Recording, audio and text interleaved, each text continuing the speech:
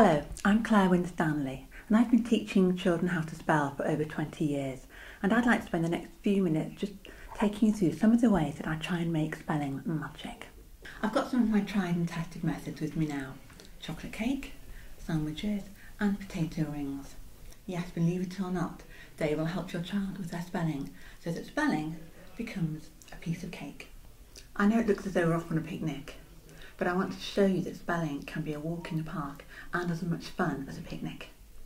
The way to do it is to use as many senses as possible, even tasting and eating. The more senses we use, the stronger the associations. And when we use our senses, we have more fun. And when we have fun, we learn so much more easily. So, where does the chocolate cake come in? Well, I have a theory that trying to spell and read long words is rather like trying to eat a massive chocolate cake covered in cream, all in one go. Rather like the poor boy in Roald Dahl's Matilda having to stuff himself with that huge chocolate gâteau.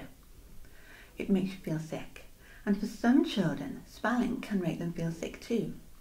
So the way to do it is to tackle long words just like a large cake. You wouldn't dream of eating a whole cake in one go, but you can manage it much more easily if you cut it into slices. Take the word Mediterranean. I love this word. So many people find this difficult to do because they're not sure if it's got two D's, two T's, two R's or two N's. Chopping it into chunks makes it so much easier. Let me show you. So the first syllable is just 3 letters as it sounds. M, E, D. Med it. 2 letters. IT. Med it This is the trickiest syllable. There's so many ways to spell the ER. So many ways to spell the sound, but ER is the most common. Med it ray. 2 letters again, just as it sounds. R, A. Knee. 2 letters again. Knee. And last of all, Mediterranean. Most long words can be chopped up really easily, just like that. And if you can spell the shun suffix, which is spelled T-I-O-N, rather like tie on, then you enter an Aladdin's cave of wonderful words to spell. So that's the long words. But what about those shorter, trickier ones like does? Well, that's when I use my spelling sandwiches. We don't necessarily eat them, but we do make them with letters and words. So when your child is trying to learn the word does, ask them to say the word does, and that's the first piece of bread. And then the filling is the letters that make up the word. So D, O, E, S.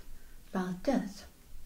So you say the word again to anchor the letters to the word, so that your child will remember that does is spelled D-O-E-S. So you've got your first piece of bread, the word, then the filling, the letters, and lastly the second piece of bread, anchoring it all together. It's very important that your child says the letters aloud, because they will hear themselves saying the word, spelling it correctly, and when they need to remember it, their brain will remember hearing them say those letters. So it really does work. I can always tell when my pupils haven't been practicing the proper way. In my book, Spelling Made Magic, I've put all the tips and tricks I've devised to help your child learn spelling, and over 100 games to make learning fun. One of the activities which I'm sure your child will enjoy involves using these potato hoops as a form of edible spelling. Ask your child to put pairs of the potato rings in the centre of their page like this, and then we'll make up some words around them. Potato hoops are brilliant for this because you can hear the ooh sound in hoops. And then of course you can ask your child to think of the sound that they can hear on either side. So you might have the h and the p for hoops. You might have food.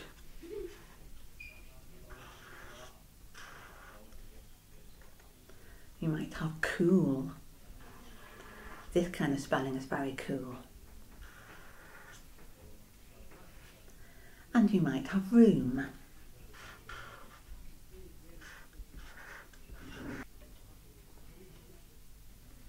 In my experience, children love doing this with potato hoops, but of course you can use healthy alternatives. You could use slices of banana, halves of grapes, slices of carrot, cucumber. The world's your oyster, but oysters might be a bit tricky. And you'll notice as well that I've also used some slightly different oo words. In some parts of the country we do talk about a book, but in other parts of the country we say a book.